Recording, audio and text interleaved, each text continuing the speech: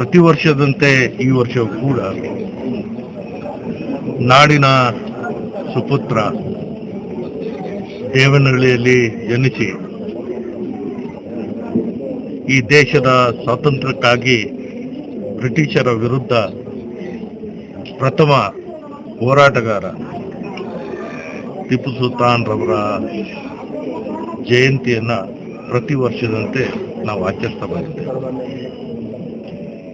ಈ ಹಿಂದೆ ಕೂಡ ನಾನು ಅನೇಕ ಬಾರಿ ಇದನ್ನ ಅತ್ಯಂತ ಸ್ಪಷ್ಟವಾಗಿ ನಾನು ಹೇಳಿದ್ದೇನೆ.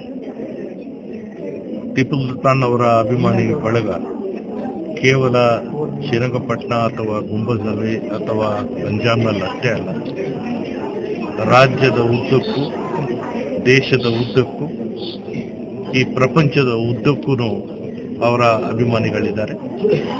ಅವರು ಅವರ ಹಂತದಲ್ಲೇ ಟಿಪ್ಪು ಜಯಂತಿನ ಆಚರಿಸ್ತಾರೆ. ನಮಗೆ ಸರ್ಕಾರದ ವತಿಯಿಂದ ಆಚರಣೆ ಮಾಡುವಂಥದ್ದು ಅಗತ್ಯ ಇಲ್ಲ ಅಂತ ನಾನು ಬಹಳ ಹಿಂದೆಯಿಂದನೂ ಈ ಮಾತನ್ನ ಹೇಳಿದ್ದೇನೆ.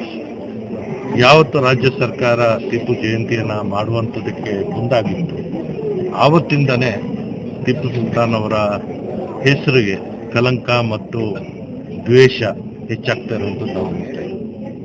ಅವರ ಸೇವೆ ಮತ್ತು ಅವರ ಚಿಂತನೆಗಳು ಅವರ ಪ್ರಾಂತ್ಯಕ್ಕೆ ಅಥವಾ ಅವರ ಜನರಿಗಾಗಿ ತನ್ನ 2 ಮಕ್ಕಳನ್ನ ಒತ್ತೆ ಇಟ್ಟು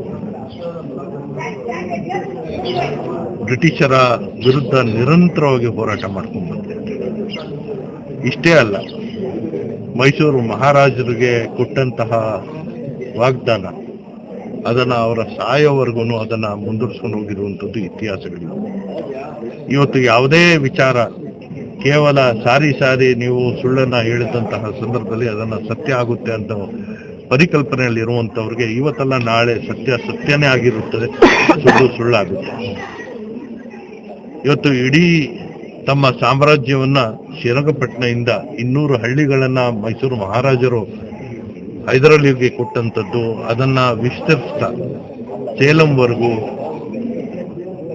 ಹೈದರಾಬಾದ್ವರೆಗೂ ಅವರ ಸಾಮ್ರಾಜ್ಯವನ್ನು ವಿಸ್ತರಣೆ ಮಾಡಿದಂಥದ್ದು ಸದಾ ಮೈಸೂರು ಸಾಮ್ರಾಜ್ಯವನ್ನು ಕಾಪಾಡಿಕೊಂಡೇ ಬಂದಿರುವಂಥದ್ದು. ಯಾವುದೇ ಸಂದರ್ಭದಲ್ಲೂ ಮೈಸೂರಿನ ಮೇಲೆ ಯಾರಿಗೂ ಕಣ್ಣಾಕುವಂಥದಕ್ಕೆ ಅವಕಾಶ ಮಾಡಿಕೊಟ್ಟಿರಲಿಲ್ಲ. ಇದನ್ನ ಇತಿಹಾಸ ಹೇಳುವಂಥದ್ದು. ಇದರ ಜೊತೆಗೆ ಇವತ್ತೇನು ವಿಜಯನಗರ ಸಾಮ್ರಾಜ್ಯ ಶ್ರೀರಂಗಪಟ್ಟಣದಲ್ಲಿ ಪ್ರಾರಂಭ ಮಾಡಿದಂತಹ ದಸರಾ ಅದನ್ನ ಮುಂದುವರಿಸ್ತಾ ಮೈಸೂರು ಸಾಮ್ರಾಜ್ಯದಲ್ಲಿ ಯುವರಾಜರು ಪಟ್ಟಾಭಿಷೇಕ ಮಾಡುವಂತಹ ವಯಸ್ಸು ಬಂದೇ ಇದ್ರೂ ಕೂಡ ಅದನ್ನ 18 ವರ್ಷಗಳ ಕಾಲ ದಸರಾ ಆಚರಣೆ ಮಾಡಿ ಮತ್ತೆ ಮೈಸೂರು ಸಾಮ್ರಾಜ್ಯಕ್ಕೆ ಅದನ್ನು ಒಪ್ಪಿಸಿಕೊಟ್ಟಂಥದ್ದು ಇತಿಹಾಸಗಳಲ್ಲಿ ಇದೆ. ಗ್ಯಾರಂಟಿ ನ್ಯೂಸ್, ಸುದ್ದಿ ಖಚಿತ, ನ್ಯಾಯ ನಿಶ್ಚಿತ.